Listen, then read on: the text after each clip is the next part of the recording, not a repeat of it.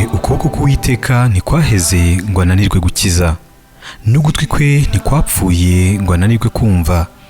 Uratumiye mu cyumweru cy'ububyutse twiriza dusenga dushaka mu maso h'Imana, kandi koko Uwiteka azatwibuka, akize imitima yacu, amasoko yongere adudubize.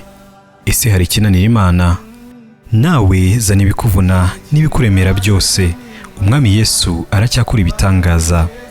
Ni ku itorero Bethel Remera, hepfo ya gare, kuva ku itariki 6 kugeza ku itariki ya 10 z'ukwezi kwa gatatu 2023. Amasengesho ku manywa azajya atangira isaa 3 ageze isaa 10. Dusoreze hamwe mu giterane cyo ku mugoroba guhera isaa 11 kugeza isaa 1. Buri munsi hazajya haba umwanya wo gusengera abarwayi n'ibyifuzo bitandukanye.